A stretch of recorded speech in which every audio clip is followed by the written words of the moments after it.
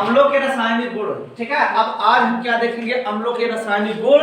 ठीक है, और यहाँ पर इंग्लिश शब्द आप देखिए क्या लिखा है मेरे दोस्त, लिखा है chemical properties of acid. Chemical properties of acid यानी अम्लों के रासायनिक गुण। ठीक है, अम्लों के रासायनिक गुण क्या होता है, निम्नलिखित होता है। क्या होगा जी, निम्नलिखित। और यहाँ क्या लिखा है, धातु के साथ अभिक्रिया। किसके साथ अभिक्रिया, धातु के साथ अभिक्रिया। ठीक है, तो यहाँ पर देखिए रिएक्शन विथ मेटल। ठीक है, क्या लिखा है जी, रिएक्शन विथ मेटल।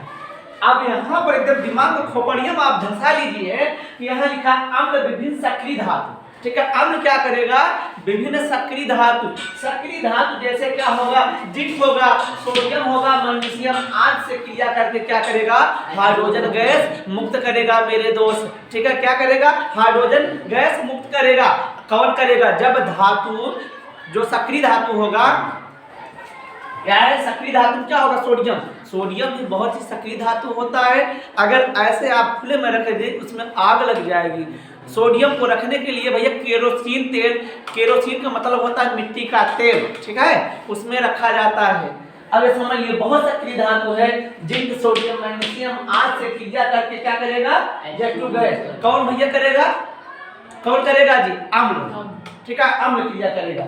अब यहाँ देखिए आयरन है, आयरन क्या है, सॉलिड है, इसलिए यस लिखा गया है। और प्लस यस से क्लियर करके क्या बनाएगा, फेरिक क्लोराइड बना देगा, जो एक्वस होगा। एक्वस का मतलब क्या होता है, जलीय। ठीक है, ये यानी फेरिक क्लोराइड क्या बना देगा, जलीय। और ये बनने का हम क्रिया आपको समझाए हैं। ठीक है, देखो Fe की वैलेंसी कितनी होगी जी, यहाँ पर कितनी होगी जी, हाँ Fe की वैलेंसी 2 होगी। ठीक है, इसलिए यहाँ पर Cl का A। और ये देखिए यौगिक बनाना आपको सीखना चाहिए। ठीक है, ये Cl2 बना दिया, और साथ साथ क्या बनेगा, हाइड्रोजन गैस बचा, ये मुक्त हो जाएगी। ठीक है, ये देखिए हाइड्रोजन गैस ऐसे मुक्त हो जाएगी। अब फिर देखिए जिंक की अभिक्रिया किससे करा रहे हैं, सल्फ्यूरिक अम्ल से। अगर जिंक सल्फेट, अब देखिए ये क्या बनाएगा, जिंक की वैलेंसी देखो, जिंक। अब यहाँ पर हम आपको बताते चल रहे हैं। ठीक है, ये देखो जिंक की वैलेंसी कितनी होती है, 2। सल्फेट की वैलेंसी कितनी होती है, 2। जिंक की वैलेंसी 2, सल्फेट की 2। देखो आपस में करा दीजिए, देखो जिंक सल्फेट बना कि नहीं। ठीक है, और साथ क्या बचेगा, हाइड्रोजन गैस बचा, ये मुक्त हो जाएगा। ठीक है, ये देखिए बात क्लियर। ठीक है, और देखिए अब यहाँ देखिए धातु के साथ क्रिया करा दिया हमका। अब धातु कार्बोनेट के साथ क्रिया, reaction with metal and metal hydrogen carbonate. ठीक है, अब यहाँ पर देखिए धातु कार्बोनेट क्या है, धातु कार्बोनेट अम्ल के साथ अब क्रिया कराओगे तो क्या मिलेगा, लवण मिलेगा, कार्बन डाइऑक्साइड मिलेगा, और साथ ही साथ क्या मिलेगा, जलवा मिलेगा। जलवा। ठीक है, अब देखिए क्या मिला, हाँ अब देखो फिर एक चीज, धातु हाइड्रोजन कार्बोनेट की क्रिया किससे करा दोगे, अम्ल। ठीक है, अम्ल से करा दो, क्या मिलेगा, लवण प्लस कार्बन डाइऑक्साइड, साथ ही साथ क्या मिलेगा, जल मिलेगा। यहाँ देखिए कैल्शियम कार्बोनेट का फार्मूला क्या है, कैल्शियम CaCO3। कैल्शियम कार्बोनेट का फार्मूला क्या होगा, CaCO3। और ये क्या है, ये सॉलिड होता है, और यह Cl क्या होता है, एक्वस है। अगर रिएक्शन करा तो क्या मिलेगा, CaCl2 मिलेगा। अब ये कैसे मिलेगा, देखिए अब Ca की वैलेंसी, ठीक है, देखो एक क्रिया किससे करेगा, HCl से। ठीक है, ये बना देगा, Ca की वैलेंसी 2 होती है, इसलिए CaCl2 बनेगा। और यहाँ अब आपका H है, यहाँ पर देखिए C। अब देखिए अब इसमें देखिए हाइड्रोजन है, इसमें से ऑक्सीजन, तो क्या बनाएगा, H2O बनाएगा, और साथ ही साथ क्या बनाएगा, कार्बन डाइऑक्साइड गैस बना देगा। और यहाँ पर देखिए कैल्शियम हाइड्रोक्साइड है, कैल्शियम बाइकार्बोनेट है, कैल्शियम बाइकार्बोनेट। ठीक है, अब क्रिया किसे कराना है, या Cl से। जब इससे कराएंगे तो क्या मिलेगा, कैल्शियम क्लोराइड, और साथ ही साथ क्या मिलेगा, जल मिलेगा, और कार्बन डाइऑक्साइड मिलेगा। यहाँ पर हमने यहाँ लिख दिए धातु हाइड्रोजन कार्बोनेट, अगर अम्ल के साथ रिएक्शन होगा तो क्या मिलेगा, लवण मिलेगा, कार्बन डाइऑक्साइड, साथ ही साथ क्या मिलेगा, जल। अब यहाँ पर देखिए धातु ऑक्साइड के साथ क्रिया करा रहे हैं, रिएक्शन विथ मेटल ऑक्साइड, धातु ऑक्साइड प्लस अम्ल।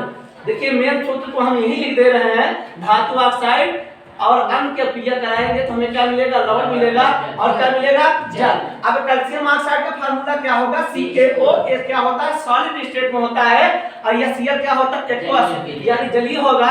अगर ये रिएक्शन कराएंगे तो अब देखिए CaCl2 बना कि नहीं, ठीक है, क्योंकि Ca की वैलेंसी 2 होती है, Cl का 1 होता है, इसलिए CaCl2। अरे अब साथ ही क्या बनेगा, O, और यहाँ H2O 2 बार है, इसलिए देखिए H2O बना है। अब मैग्नीशियम ऑक्साइड का क्रिया हाइड्रोजन सल्फेट, यानी इसी को क्या बोला जाएगा, सल्फ्यूरिक अम्ल, ठीक है। इसकी अभिक्रिया करा देते क्या मिलेगा, मैग्नीशियम सल्फेट मिलेगा, और साथ ही साथ क्या मिलेगा, जल, ठीक है। अब हम देखेंगे अम्लों का उपयोग, क्या देखेंगे, अम्ल, यूज ऑफ एसिड। और अम्ल का उपयोग क्या होगा भैया, H2SO4 क्या है, एक अम्ल है, HNO3 क्या है, नाइट्रिक एसिड एक अम्ल है, ठीक है। Cl क्या है, अम्ल है। H2SO4 का यूज कहां आएगा भैया, रेड बैक्टीरियम, कौन से बैक्टीरियम में, रेड बैक्टीरियम में। अब पेट्रोलियम को उद्योग में, ठीक है, कहां मिलेगा, पेट्रोलियम के उद्योग में, और प्लास्टिक में कृत्रिम रेशे बनाने में, और साथ ही साथ क्या मिलेगा, उर्वरक के निर्माण में, यानी खाद जो बनेगा भैया उसके निर्माण में सल्फ्यूरिक अम्ल का उपयोग किया जाएगा। और बात आती है HNO3 या जिसे हम क्या बोलते हैं, नाइट्रिक अम्ल, ठीक है। नाइट्रिक अम्ल का उपयोग भैया ये भैया सोने तथा चांदी के शोधन में, ठीक है। ये जो भैया आपका भैया ये नथनी पुल्ली उल्ली सब भैया ये जो क्या होते हैं उनको क्या बोला जाएगा जी, ठीक है, सुनार ये क्या करते हैं, इसी भैया ये जो नाइट्रिक अम्ल से भैया इसको भैया एकदम निकाल लेते हैं, ठीक है। आप बाद में तौल लीजिए, देखिए आपका वेट कम रहेगा सदैव, ठीक है। कहीं भैया उसमें से मिट्टी निकल गया, ये निकल गया, इसलिए हल्का हो गया, ठीक है।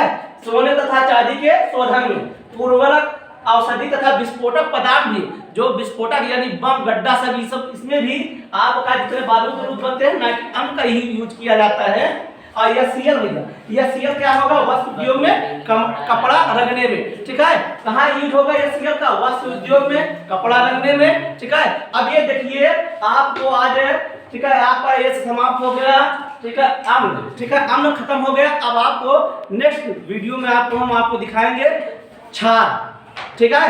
अम्ल समाप्त हो गया, ठीक है।